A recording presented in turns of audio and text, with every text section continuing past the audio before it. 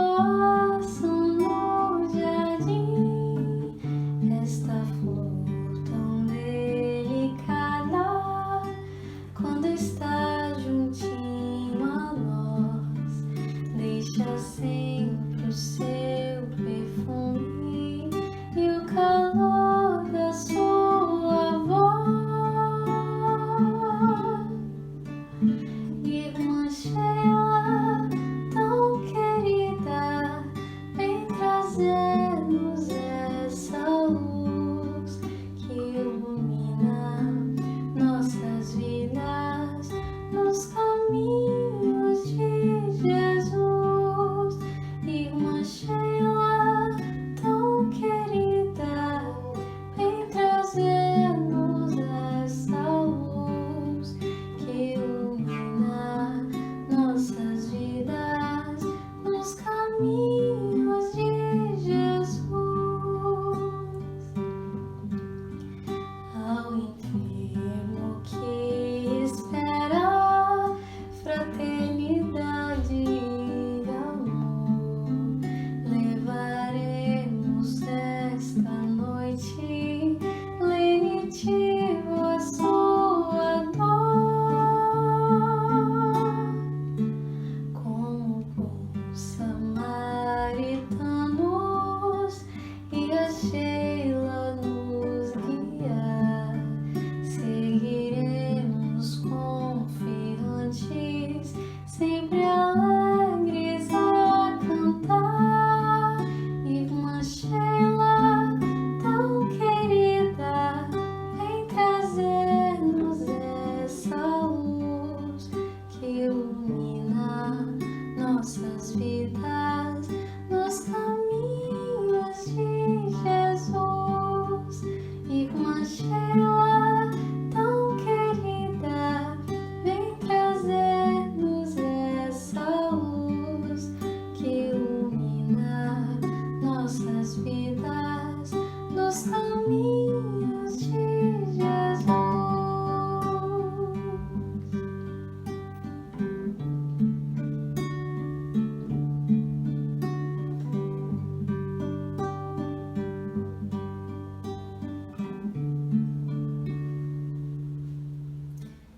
Vamos unidos a Sheila, numa alegria sem fim, cantar com os passarinhos que esboçam no jardim essa flor tão delicada.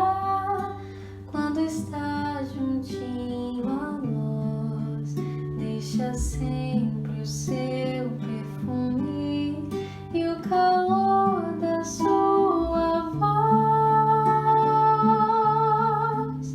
Irmã Sheila, tão querida, vem trazer-nos essa luz que ilumina nossas vidas nos caminhos de Jesus. Irmã Sheila, tão querida, vem trazer-nos essa luz que ilumina nossas vidas nos caminhos de Jesus.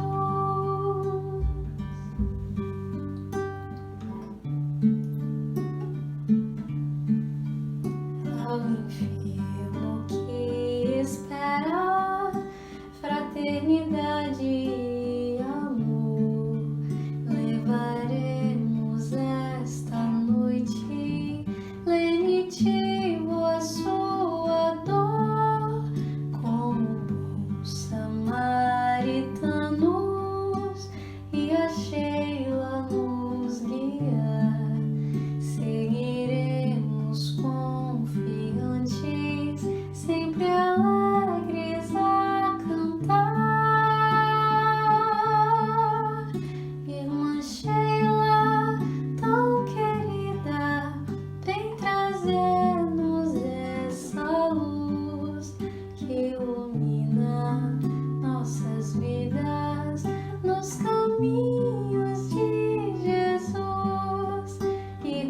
Sheila, tão querida, vem trazer-nos essa luz que ilumina nossas vidas nos caminhos de Jesus, nos caminhos de Jesus, nos caminhos de Jesus.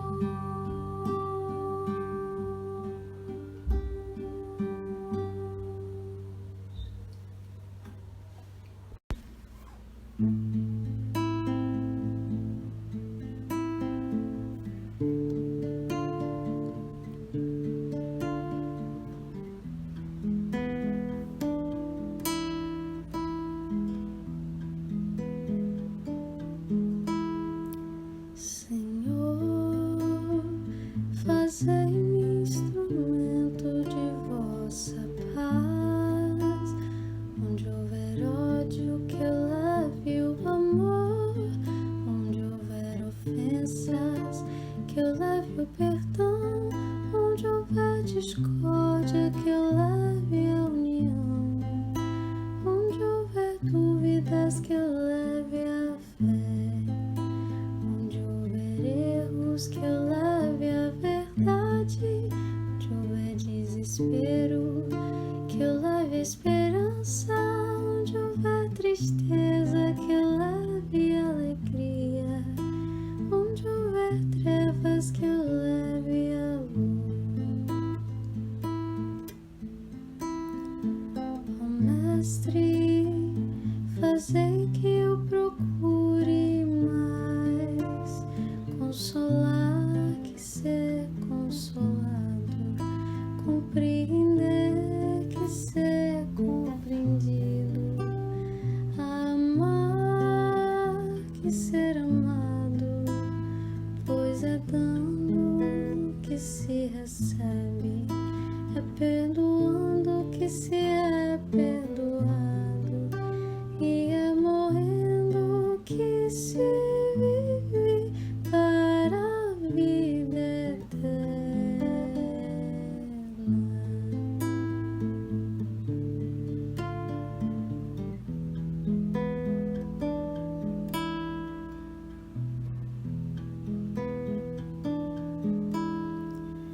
Ó Mestre, fazei que eu procure mais consolar que ser consolado, compreender que ser compreendido, amar que ser amado, pois é dando que se recebe, é perdoando que se é perdoado, e é morrer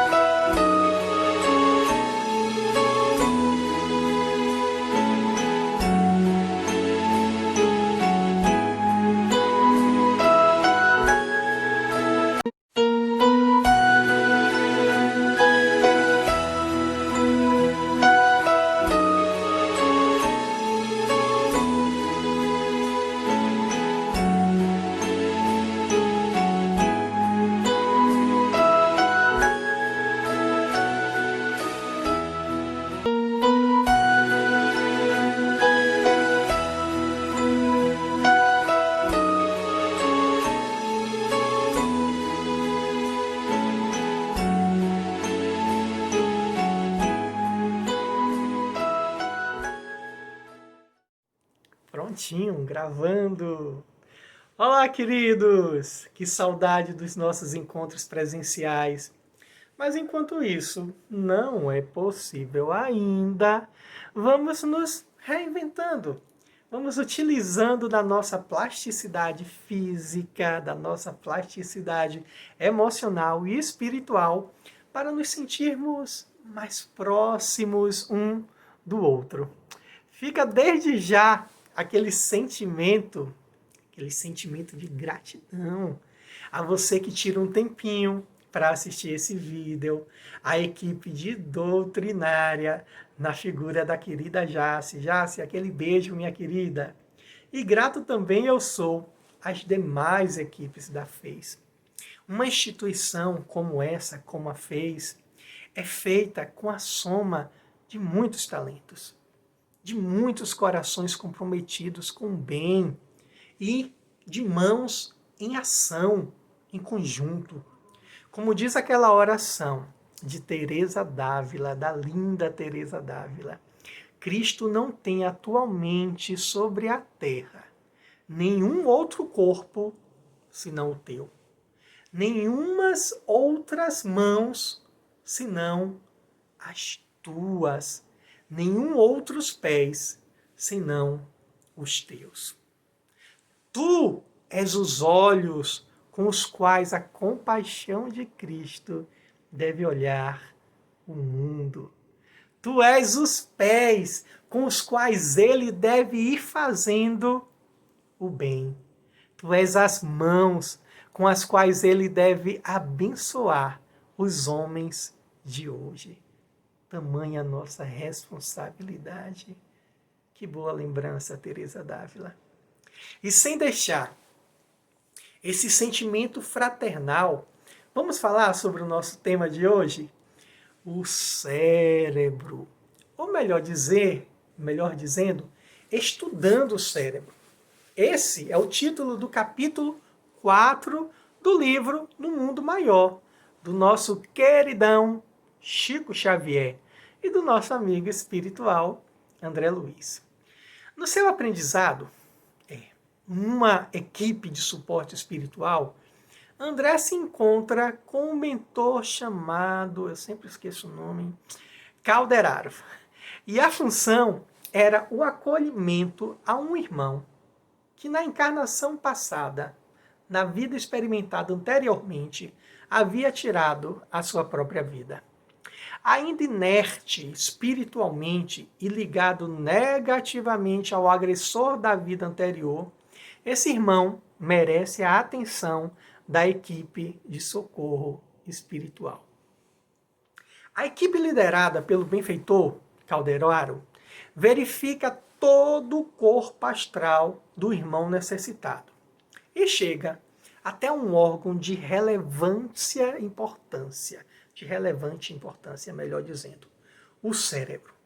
Calderaro, demonstrando conhecimento científico, cita inclusive termos de classificações técnicas, como a região do córtex, região intermediária do cérebro, e constata como essa área ainda se encontra paralisada pela dor e pelo remorso, sentimentos que não permitiram acesso desse irmão adoecido às esferas superiores. E aí fica uma pergunta, né? Espírito tem cérebro? Será que espírito tem cérebro? Eu quero ler na íntegra, do jeitinho que está aqui no livro, né? Que a equipe responde. Estamos diante do órgão perispiritual do ser humano, adentro à duplicata física, da mesma forma que algumas partes do corpo carnal têm estreito contato com o indumento. Todo o campo nervoso da criatura constitui a representação das potências perispiríticas, vagarosamente conquistada pelo ser através dos milênios e milênios, através das suas experiências. Fica claro que sim, perispiritualmente temos um órgão correspondente ao cérebro. Melhor dizendo, o órgão que nós temos encarnado é, na verdade, uma duplicata do aparelho perispiritual. Que legal, né? Que foi evoluindo com o passar das nossas experiências e vivências. Que sabedoria, né? Que coisa boa saber que é uma duplicata e que é resultante da nossa evolução. Sua relevância é primordial, sua importância é majestosa. Nesse exato momento, agorinha mesmo, que eu estou falando com vocês, várias correntes elétricas estão passando por dentro da nossa cabeça. O simples fato de você, preste atenção, estar ouvindo a minha voz e estar vendo esse vídeo, já gera uma tempestade de correntes elétricas que resultam em pensamentos, em emoções e também em consciência, em razão. O que temos, dentro da nossa cachola, dentro da nossa cabeça, é um órgão de grande complexidade. A sua composição é única no nosso planeta. Essas correntes elétricas se interagem e produzem toda a nossa experiência com o mundo. Toda forma de experiência que nós temos desde pequenininhos. Espiritamente, eu posso até deduzir que se os espíritos são os seres inteligentes da criação, o cérebro é o órgão responsável pela manifestação desse espírito. O cérebro é a ferramenta divina desenvolvida ao longo dos milênios para a manifestação desse ser inteligente. Puxa vida. Uma aguinha para hidratar. Mas e fisicamente falando, hein, Fabrício? O que realmente é o cérebro? Pesando cerca de 1,5 kg, são 1,5 kg, e demandando quase 20% de toda a energia produzida pelo corpo, pelo nosso corpo, esse órgão é formado por cerca de 86 bilhões de neurônios. E cada um desses neurônios pode formar 10.000 conexões com um dos seus irmãozinhos, com os outros neurônios. É coisa pra caramba, não é? Imagine as descargas elétricas que acontecem em todas essas conexões. Algumas partes do nosso cérebro, nessa divisão, nessa classificação, são especializadas em algumas coisas, em algumas funções bem específicas.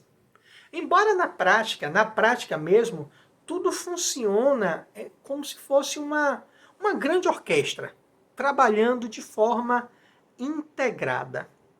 Pensemos assim. A gente pode classificar o cérebro como se fosse uma grande empresa.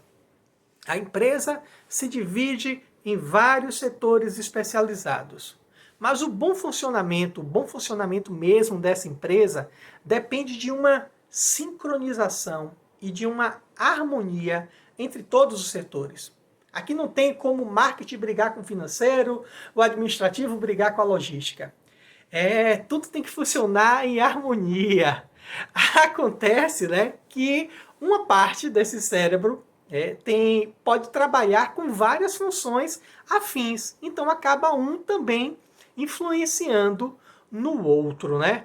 Um acaba colaborando com a função do outro, embora cada um seja específico mais naquela área. Já existem estudos sobre as partes do cérebro e suas funções. Mas como euzinho aqui não sou neurocientista, nem mesmo sou da área de saúde tradicional, estou me ousando, né? Falando coisas técnicas, né? Eu vou trazer uma classificação que eu achei mais simples e que atende à minha expectativa para a palestra de hoje. Embora seja simples, eu gosto dessa classificação, pois ela se aproxima da visão evolutiva espiritual desse órgão. Ela classifica o cérebro como uma grande cebola. Uma cebola que há várias camadas, não é? A cebola não é feita, não tem suas camadas. À medida que nós fomos evoluindo nesses milhares e milhares de anos, o cérebro foi desenvolvendo-se. E nesse desenvolvimento, ele foi compondo novas camadas, uma camada sobrepondo a outra, que se adaptaram às suas necessidades evolutivas, às suas várias necessidades evolutivas, nesses tantos milênios que vivemos. O cérebro mais antigão que nós temos é o cérebro primitivo. A gente ainda compartilha essa origem lá com os répteis. Por isso que nós também podemos chamar de cérebro reptiliano. Essa camada do cérebro é totalmente mergulhada no instinto. Não tem sentimento, nem emoção, muito menos razão.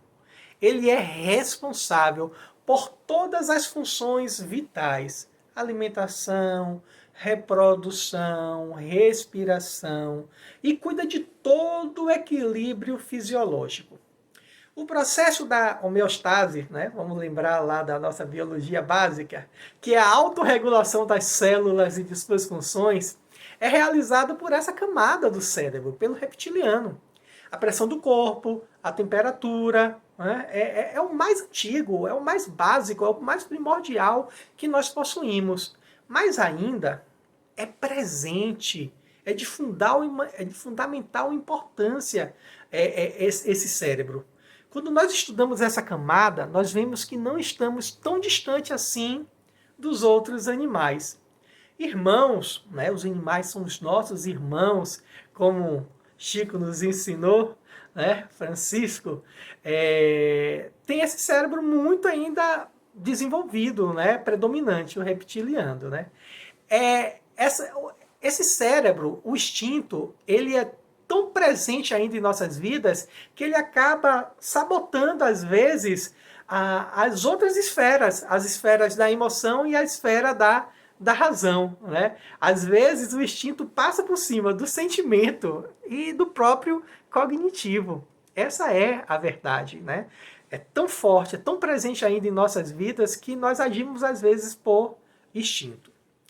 Mas com essas novas experiências, né, individuais que nós fomos vivendo espiritualmente falando, né, já que o progresso é uma lei espiritual, o progresso está no nosso DNA da criação, essa ferramenta perispiritual, o cérebro, ela foi sendo remodelada. Essa ferramenta foi adaptada, readaptada para esse caminhar contínuo do espírito. Então, surgem os sentimentos, surgem as emoções e uma forma diferenciada de nos relacionarmos com o outro e também com nós próprios, né? Com os nossos próprios eventos da vida. No plano físico, nós classificamos essa camada como cérebro emocional, aquilo que também é chamado de sistema límbico. Sua função aqui no plano terreno será justamente gerenciar nossas emoções, administrar nossos sentimentos, prazeres. E como terapeuta, né, terapeuta transpessoal, eu verifico que uma quantidade grande das ferramentas, das demandas do nosso comportamento humano, né, uma quantidade das demandas do nosso comportamento humano está relacionado a essa camada emocional. Nós vivemos em um mar psíquico de emoções boas e ruins. E antes que eu me esqueça, é bom lembrar que mesmo algumas emoções que são tidas como negativas, às vezes atuam favoravelmente no contexto geral. Né? Mesmo tendo um aspecto negativo, ela vem ter um reflexo positivo, analisando de uma forma geral. É o caso do medo, essa emoção que nasce da lei espiritual de conservação, onde nós somos convidados, né, pelo medo a nos afastar daquilo que nos oferece algum risco. Eu lembro uma vez que eu atendia uma querida cliente, uma fofa, uma pessoa maravilhosa no consultório. E o meu consultório ficava na Pituba. E uma das suas demandas era o medo. Segundo ela era uma pessoa medrosa. Então eu pedi para ela relatar como é que esse medo se manifestava. Como é que ela reagia a isso? Me dá um exemplo, né? Então ela relatou assim, ó, Fabrício, quando eu chego aqui para ser atendida na consulta, já é noite. Eu estaciono o carro na rua, eu guardo meu celular, boto no bolso ou na bolsa, seguro minha bolsa perto do corpo, olho para os lados para ver se eu não estou sendo seguida por alguma pessoa, né? Que se não tem nada estranho, e eu venho andando bem rapidinho até chegar no prédio do consultório. Aí eu olhei assim, acolhi, claro, né, a observação dela e perguntei: o que é que você está vendo de errado nisso que você me relatou, hein? Aí ela olhou assim: Fabrício, eu não queria ser medrosa assim, eu queria vir tranquila, né? Sair do carro tranquila. Aí eu fiz uma provocação. Que orientação é que você daria a uma pessoa conhecida sua, que precisa atender uma demanda na rua, né? E tem justamente essas características. É mulher, está sozinha, tem mais de 60 anos, está num dos bairros de Salvador famoso por assaltos, e já é noite. Ela olhou assim e falou: visto assim, até que eu sou um pouquinho corajosa, não é, Fabrício? Eu tô vendo que até que eu sou corajosa. Aí eu dei um sorriso, a gente gargalhou muito junto, né? E falei: o medo é necessário. O problema não está em ter medo. Não é? Vamos analisar. Essa emoção, esse sentimento é necessário. O problema está na intensidade, na frequência, na cristalização dessa emoção que paralisa o nosso caminhar. Ou ainda, quando a gente vive um medo ilusório, que verdadeiramente não existe, numa distorção das nossas próprias percepções. A gente experimenta um medo em situação que não nos oferece real risco. Aí sim precisa de um acolhimento, de um direcionamento diferente. Ainda falando, né, desse núcleo das emoções, dessa camada dos sentimentos, vejamos aspectos das nossas relações interpessoais. Nossa relação com amigos, parentes, esposa, né, colegas de trabalho, enfim, toda essa variedade de relacionamentos. Bem, em relação ao outro, salvo casos excepcionais que precisam ser estudados, o ser humano quer o quê? Quer ser notado, quer ser acariciado, quer ser reconhecido, quer ser valorado. Queremos ter a nossa experiência testemunhada por uma outra pessoa. E quando nós não temos essas expectativas emocionais atendidas, nós podemos gerar conflitos internos, feridas na alma, que irão marcar o nosso corpo físico e também o nosso corpo espiritual. O orgulho, a raiva, a tristeza, a mágoa, o estresse emocional são exemplos negativos de como as emoções influenciam fortemente na nossa saúde holística, na saúde do corpo, mente e espírito. Sendo fiel ao capítulo do livro, a gente encontra mais uma afirmação do André Luiz. Ele diz assim: depois de várias experiências no campo da fuga, da recordação, do remorso, ele arrumou, né, motores, prejudicou o seu sistema motor, prejudicou o seu sistema endócrino, perturbando os seus órgãos vitais, né? E a doutrina espírita, a filosofia, a medicina oriental já nos alerta isso há muito tempo, como esse remorso, como essa dor fere o corpo. O orgulho influencia a glândula pineal, que é responsável pela produção da melatonina, uma das funções reguladoras do sono. Além disso, né, essa glândula ela está relacionada com o chakra coronário, o centro de energia, né? que nos liga ao próprio universo. O nosso orgulho nos desalinha e a gente acaba vivendo um materialismo exagerado. A tristeza e o negativismo mexem com a região da glândula pituitária, hipófise, né? Responsável pela segregação da endorfina. É a região do chakra frontal, muito ligado aos processos até mesmo mediúnicos. A insegurança e a preguiça mexem com a região do pescoço, com a região dos ombros, inclusive a tireoide. Ou seja, todo o nosso metabolismo do corpo. Essa região é regida pelo chakra laríngeo, onde nós manifestamos a comunicação com o outro e também com a nossa própria expressão com o mundo, posso assim dizer. Já o estresse emocional adoece o quê? O coração, associados ao chakra cardíaco, que também rege os braços e as mãos. Esse chakra cardíaco, né, dos 7 principais, ele é o central, fica bem no meio. Não nos esqueçamos que um abraço, um toque, um passe pode curar. Já a angústia, né, influencia no estômago. A raiva toca o fígado. Órgãos que são regidos pelo chakra gástrico, o plexo solar, que também está intimamente ligado ao baço e ao intestino delgado. É coisa, não é? Ufa! O medo excessivo impacta negativamente nos rins, no sistema reprodutor e circulatório, além da bexiga. Todos esses órgãos diretamente ligados ao chakra umbilical. A não aceitação pessoal, sabe? O desprezo por si mesmo interfere negativamente nas pernas, nos pés, nos ossos, no intestino grosso.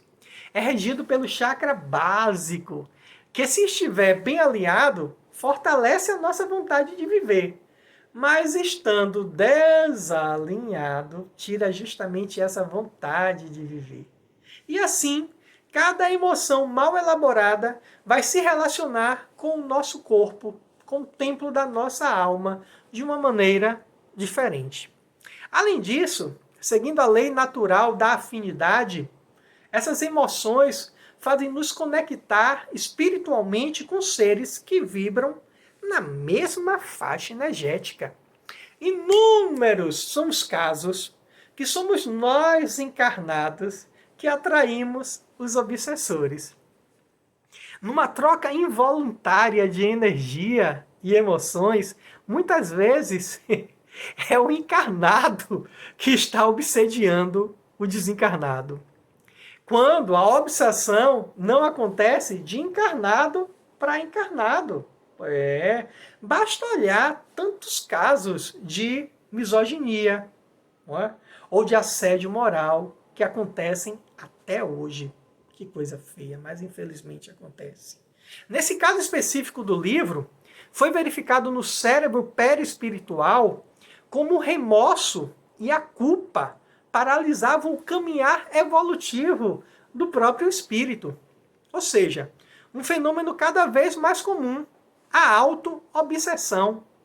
Eu mesmo me saboto, eu mesmo paraliso, eu mesmo me obsedio. Veja só, tamanho cuidado a gente tem que ter, não é? Com emoções. Vamos lá, vamos para a terceira camada. Dessa vez, né, a grande camada dessa cebola chamada cérebro é o cérebro racional. Fomos evoluindo, vivemos novas experiências, o cérebro evoluiu, chegou ao cérebro racional, ao neocórtex, a nova cortina, né, que é a camada responsável pelo raciocínio lógico, a intelectualização. Imagine se fôssemos só se nós fôssemos norteados apenas pelos instintos ou pelas emoções. Meus queridos, Se já existe tanta sofrência emocional, tantas brigas, traições e vícios dos mais variados instalados na nossa sociedade, sem essa camada, nós viveríamos verdadeiramente uma pandemia espiritual. A palavra pandemia que está na moda tem a origem grega na junção dos elementos pan, todo, tudo, e demos, povo. Então, todo povo. Quando a gente estuda a mitologia e sua relação com os aspectos humanos, a gente vê que Pan era um deus grego representado com pernas e chifres de bode e tocava uma flauta. Como toda representação arquetípica, psíquica, coletiva, ele tem um lado luminoso, estava longe de ser um deus mau, mas também tinha o seu lado sombrio. Ele provocava susto, pânico por onde passava. Quando Pan tocava a sua flauta, as pessoas viviam num estado alterado de consciência. Entravam em contato com seus conteúdos inconscientes, de uma maneira desorganizada. Afinal, agora eles estavam sem a moldura da realidade, a razão. O neocórtex é a camada que fundamenta a consciência física e espiritual.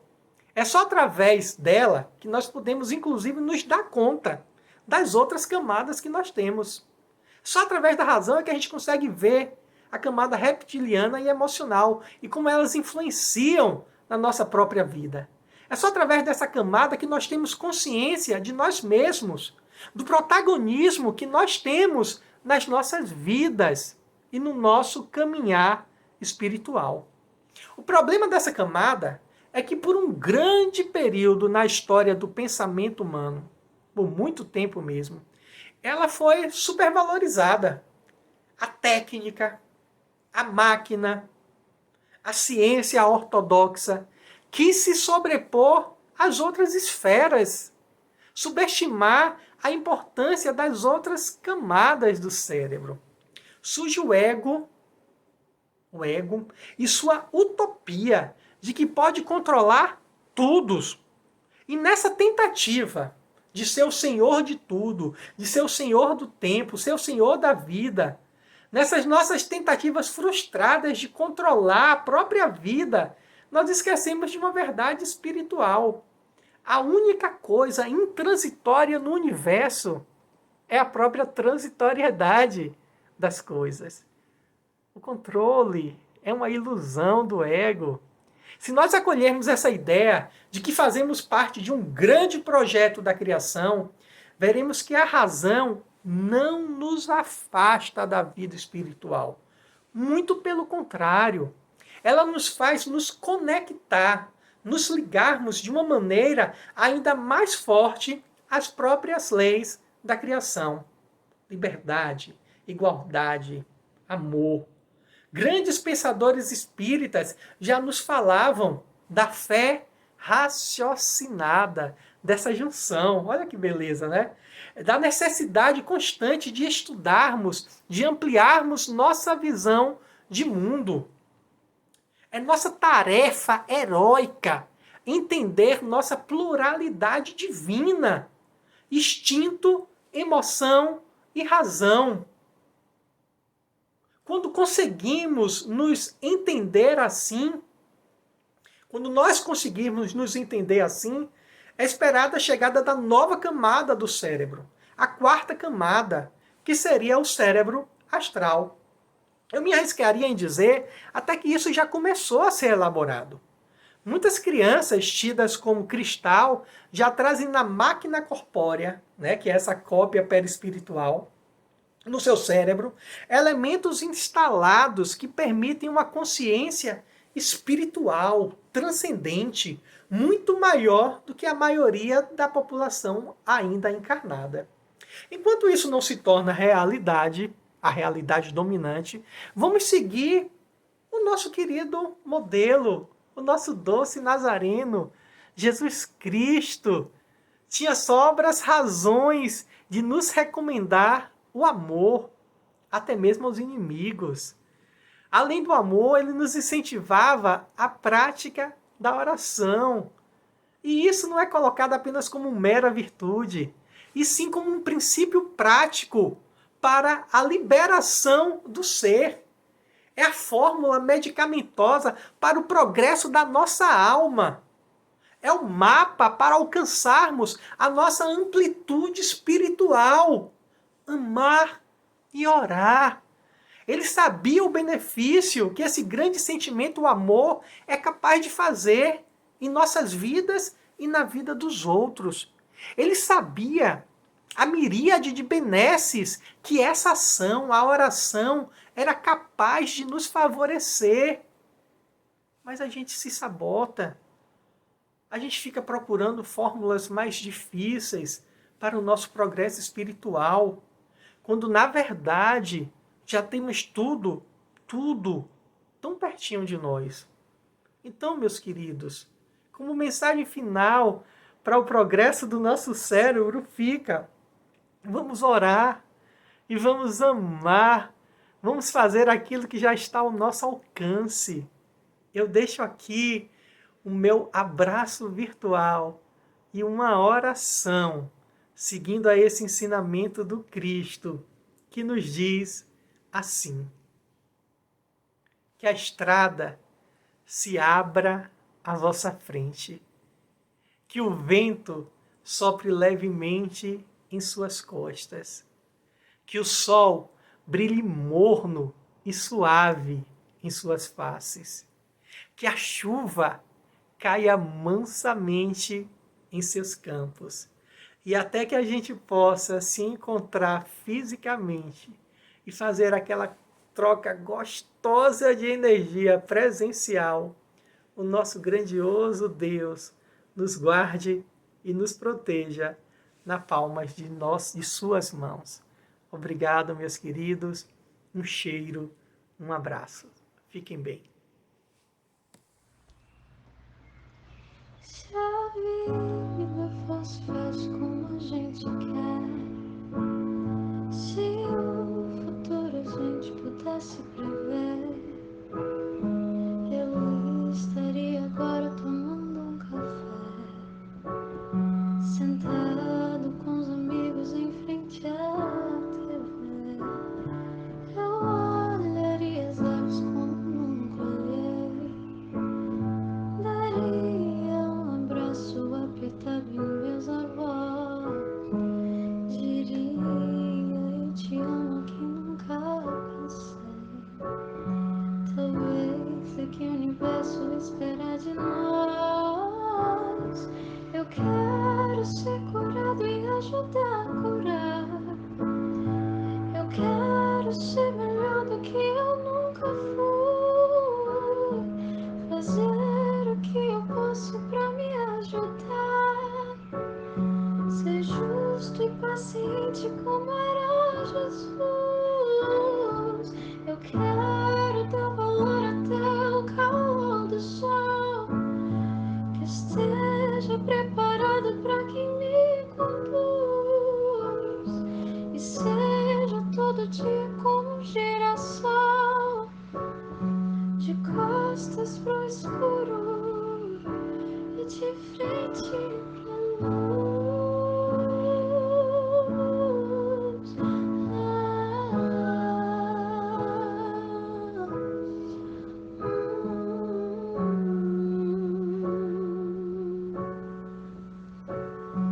De costas pro escuro e de frente pra luz.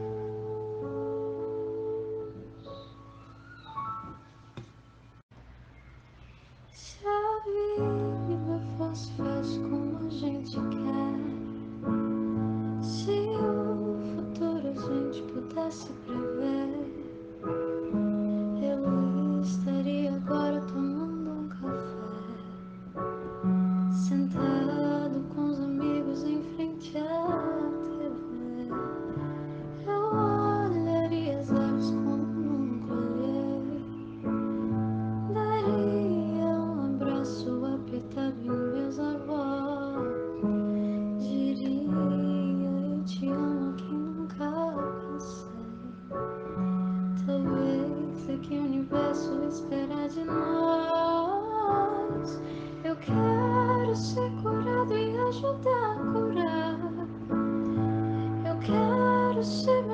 o que eu nunca fui, fazer o que eu posso pra me ajudar, ser justo e paciente como era Jesus.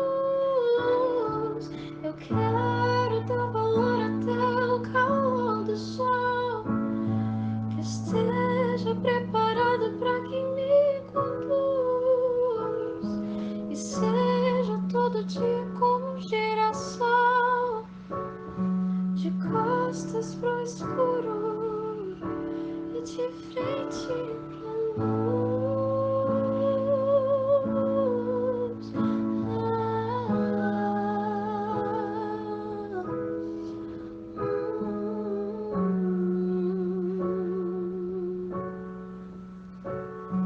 De costas pro escuro e de frente